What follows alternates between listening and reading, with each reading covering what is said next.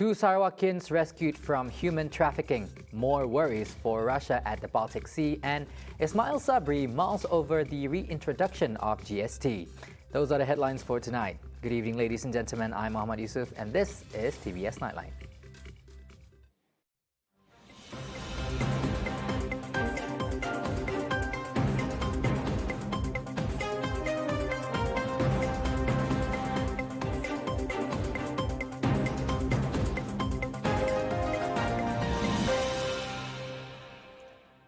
We begin with our top story. Two Sarawakians who were victims of human trafficking were successfully rescued.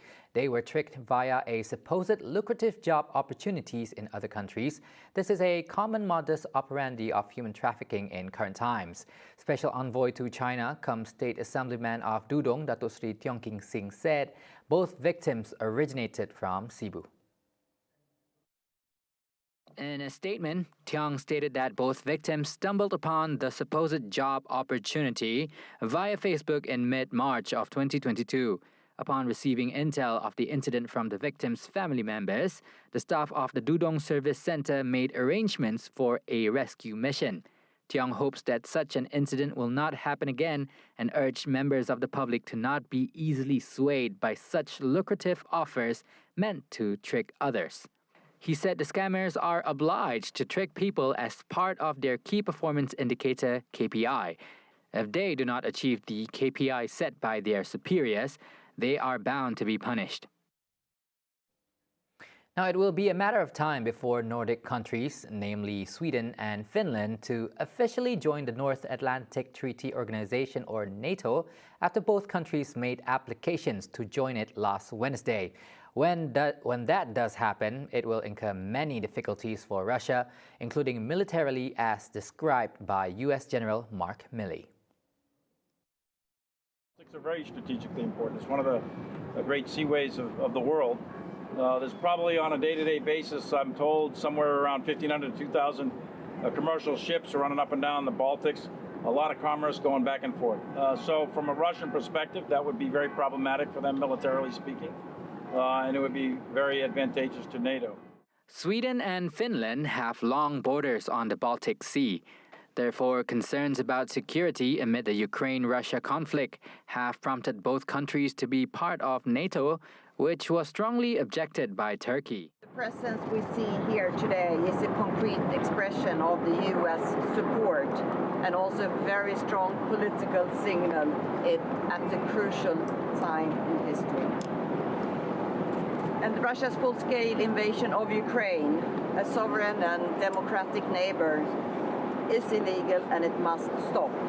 And the transatlantic unity that we have shown during the last weeks and months will continue and has been absolutely crucial. American authorities have been working to establish a good relationship with both the Swedish and Finnish military forces for years, and they will continue to do so moving forward. It also demonstrates commitment. It demonstrates commitment in a common cause, in the rules-based international order, in the idea that large countries cannot invade small countries at no cost. So what we're saying here is we're making a commitment to Sweden and Finland, a commitment of intent by participating in large exercises such as BALTIC.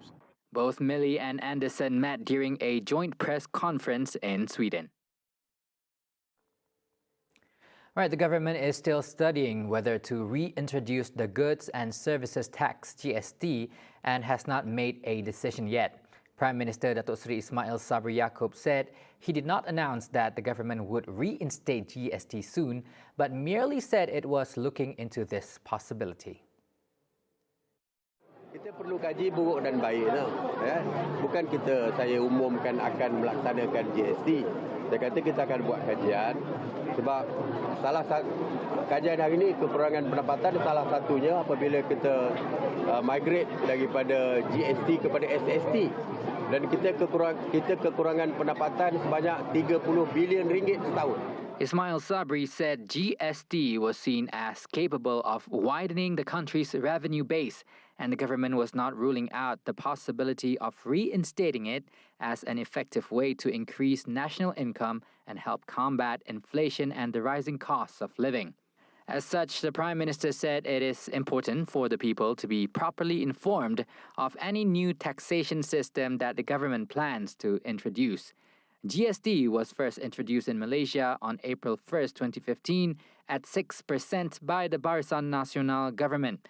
It was then suspended on June 1st, 2018 and was finally abolished and replaced by SST on September 1st, 2018 by the then Pakatan Harapan government. The current rate for sales tax is 5% and 10%, while service tax is at 6%.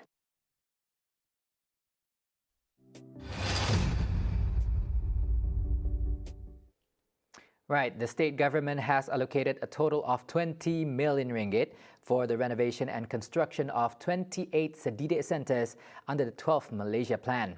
According to the Minister for Women, Childhood and Community Wellbeing Development, Datuk Sri Fatimah Abdullah, this is to ensure a comfortable and conducive environment for the students. Since July 2020, Fatimah's ministry has established 3 kindergartens and 2 nurseries. So far, there are a total of 98 early childhood education institutions that have been established under Sedidek. Under Sedidek, we have to be always relevant. Inovasi itu sangat penting, kreativiti itu sangat penting untuk mensejahterakan sesebuah sekolah dan juga untuk memastikan keberhasilan anak sedidik itu tinggi. Ianya bermula dengan guru dan guru harus berubah mengikut perubahan masa. Terutama sekarang ini era digital dan juga dari segi ilmu juga sudah berubah. So we must always keep up with the changing time. To cater to working parents, 2 nurseries have also been established within the compound of Unimas and Dalat's community complex. She said so during the Sedidek dinner in conjunction with the Teachers' Day, Aidilfitri and Gawai Dayak celebration.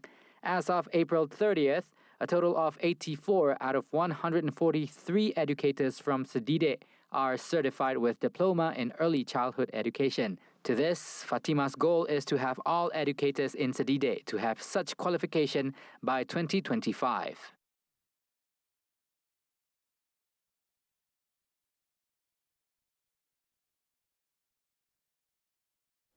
Now, similar to most festivals and celebrations that took place this year, the Aidil Adha celebration will be allowed and the Kurban ritual can be conducted in compliance to the standard operating procedures.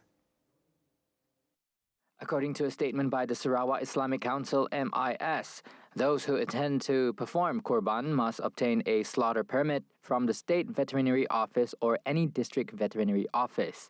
Not only that, suppliers of the animal must also be certified with the Veterinary Health Certificate SKV from the same aforementioned authorities. The organizing committee is also advised to prepare and supervise 4 designated areas for slaughtering to take place. These include slaughtering areas, skinning areas, cutting areas, weighing and packing, as well as distribution areas for participants and recipients. In addition, the slaughter site must be located in an area where it is located away from drains, complemented with permissions from the local authority. A 54-year-old man had a near-death experience after being attacked by a crocodile at Kampung Tabuan Melayu, Kuching at 10 a.m. this morning. Bohri Jali managed to escape with some lacerations on his torso after slapping the crocodile on its head. Prior to the attack, Bohri was doing several repair works to his house near the riverbank. He had since been treated for his wounds at a nearby health clinic.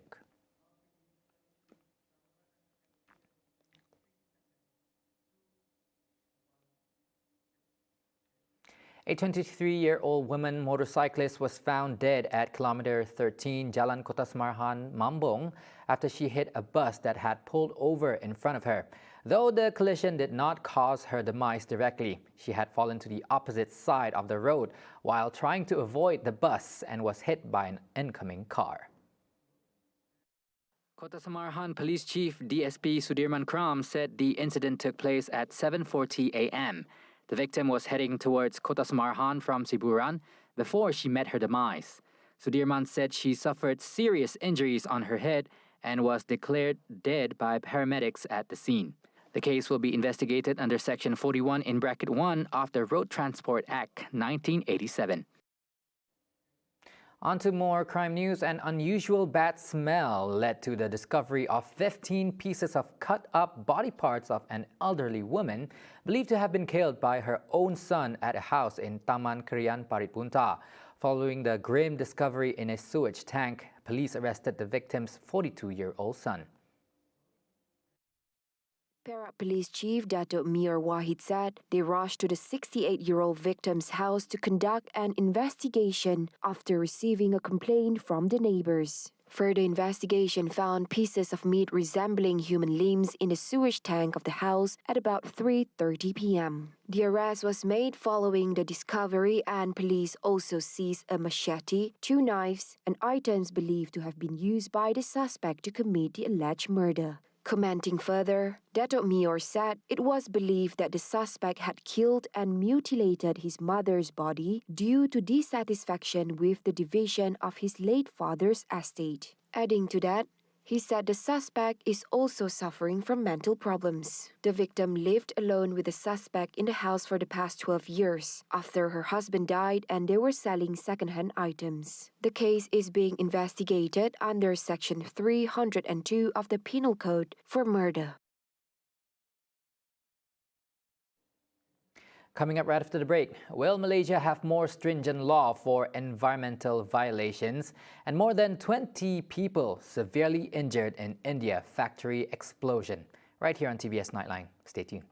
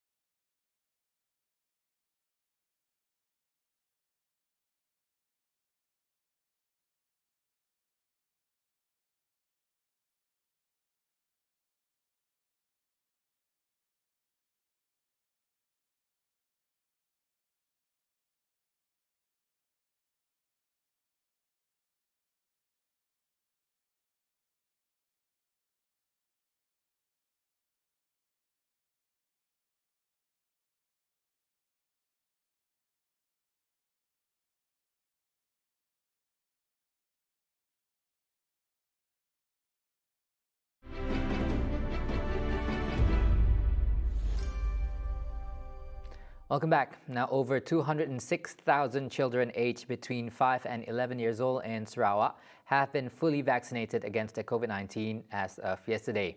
According to the Ministry of Health MOH COVID Now portal, the number is equivalent to 72.2% of the age group. Sarawak continues to lead the national COVID-19 immunization program for children, PICKITS, and the full vaccination rate doubled the national rate. For the same age group, a total of 1,198,092, or 33.7%, have received both doses of the COVID-19 vaccine nationwide. 94% of adolescents aged 12 to 17 in Sarawak have received both vaccination doses, totaling 271,958 individuals. The rate is slightly higher than the national rate of 93.7%, which totaled to 2,915,483 individuals. In total, 2,360,646, or 83.6% of individuals throughout Sarawak have been fully vaccinated, while 1,571,855, or 55.6% of individuals have received the booster doses. To date, a total of 6,399,605 vaccination doses have been distributed within Sarawak, with a national total of 70,981,503 doses. Prime Minister Datuk Seri Ismail Sabri Yaakob wants environmental violations to be addressed with stricter laws. He stated that talks on environmental law have been ongoing for a long time. However, he has yet to receive any comprehensive information. Kita boleh jangka monsun bulan 11, bulan 12, bulan 1 monsun, musim monsun timur laut. Tetapi sekarang ni berlaku bila-bila masa. Di Kuala Lumpur tiba-tiba berlaku banjir kilat kerana hujan dengan lebat dan sebagainya. Jadi ini menunjukkan perubahan iklim telah pun mula berlaku. Akan datang terjangka lebih teruk lagi. He was speaking to reporters after officiating the World Environment Day celebration at Taman Tugu. Therefore, he added that laws related to the environment needs to be expedited in an effort to ensure that there are no violation cases that could lead to environmental destruction. Based on the proposal, the Environmental Quality Act 1974 by CASA aims to increase the maximum fine of up to 10 million ringgit for environmental crimes. The Malaysian Communications and Multimedia Commission, MCMC, has advised the public to be wary of emails using profiles of national leaders, heads of organizations, or even companies that gives unusual instructions to the recipient. MCMC in a statement said, apart from not sharing it with any party, those who receive such emails must check and verify their authenticity. It further stated that this is to avoid becoming a victim of malicious and fraudulent activities.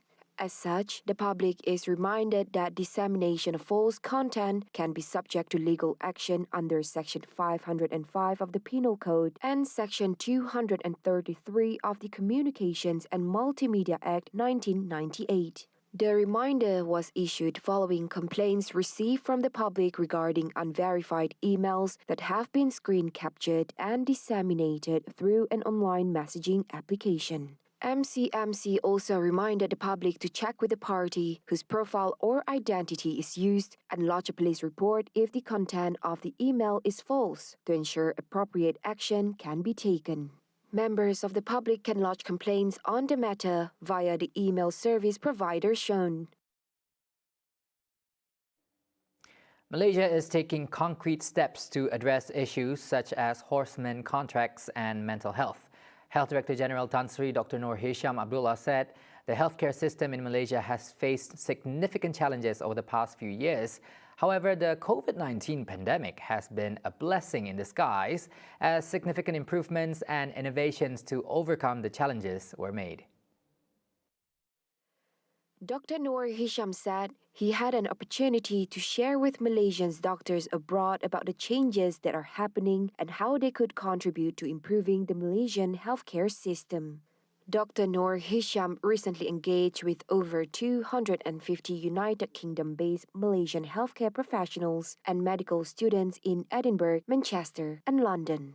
Thomson Hospital Kota Damansara, who hosted the series of networking and dialogue sessions, in a statement said the sessions provided a good opportunity for the Malaysian medical diaspora to remain connected with the latest updates and developments in Malaysia's healthcare sector, including perspectives from the private healthcare industry.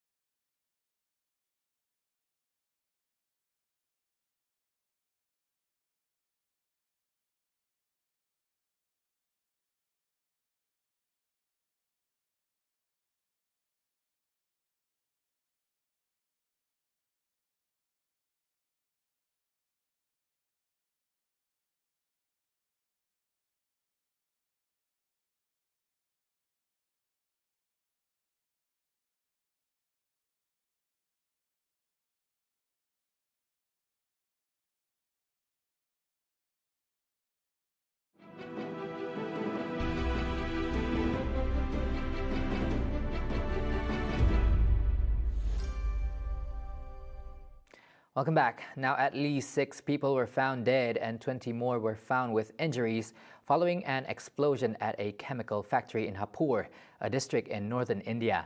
Investigation by authorities has found that the explosion was caused by a boiler burst. संशोधन की बात बताई गई है। इसमें कुल मिलाकर के 15 लोग इंजर्ड हुए हैं, जिनको की प्राथमिकता टॉप लेवल पर लोगों को हॉस्पिटलाइज किया गया है और जिनको सुरक्षित तरह से हर संभव इलाज कराया जा रहा है। अभी तक की जो सूचना प्राप्त हुई है उसमें 8 लोगों की दुखद मृत्यु हुई है। A police spokesman said the incident happened at a location around 60 kilometers from New Delhi. He also said the death toll could go up due to the number of people being severely injured. Industrial accidents are common in India and are often blamed on people flouting safety norms, as well as the lack of inspection by government officials. A rare albino Galapagos giant tortoise made its public debut at a Swiss zoo on Friday. 2 of the tortoises were born last month in the western town of Servion as part of a program to preserve the endangered species. One is black like its parents and the other is albino. Their gender has yet to be determined.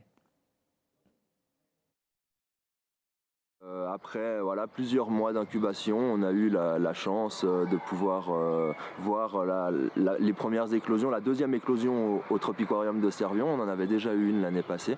Ça c'est la deuxième. On a été un peu étonné par la couleur qu'elle avait. Parfois ça peut arriver à la naissance ou quoi. Donc voilà. Puis au bout du deuxième jour, quand même, c'était sûr et certain que c'était une albinos quoi, quand elle a pointé le bout de la tête. Quoi. Donc c'était très très étonnant quoi, pour cette espèce. C'est assez extraordinaire. The mother, who weighs more than 100 kilograms, laid 5 eggs on February 11th, and the albino baby hatched on May 1st. The other baby hatched on May 5th, after the eggs spent 2.5 months in an incubator. The male weighs around 180 kilograms. The pair are about 30 years old and have just reached sexual maturity. The success rate of mating is only around 2% to 3% for this species. Alors, au Tropicarium de Servion, on a 3 tortues des Galapagos, un mâle et 2 femelles, qui ont actuellement atteint leur maturité sexuelle, une trentaine d'années, il y a un peu plus, elles ont 33 ans. Le taux de réussite pour la reproduction est à hauteur de 2 à 3%. Vu que c'est des espèces qui ont vraiment un grand gigantéisme, c'est compliqué pour la reproduction, ce genre de choses. Voilà pourquoi il y a très peu de reproduction de cette espèce en fait. Donc on est très content que notre mâle soit bien actif à ce niveau-là et ait bien réussi. Et ça vit à peu près 200 ans. Now, the Cospen Wow Carnival will be happening soon. And for your information, Cospen is the abbreviation for Community Sehat Pembina Negara, and its main objective is to prevent the non-communicable disease in Malaysia. Interested to know more or even be part of the carnival? Well, tomorrow at 7:30 a.m., Jessica and Alexen will be talking to Dr. Muhammad Nasaruddin and Dr. Dayanku Siti Rafidah to get more insights about Cospen. And stay on for a special coverage with Dato' John Siki Tayai in conjunction with the Yang Dipertuan Agong Al-Sultan Abdullah Riayatuddin Al-Mustafa Billah Shah's official birthday celebration. Only on TVS Astro Channel 122 and My Freeview.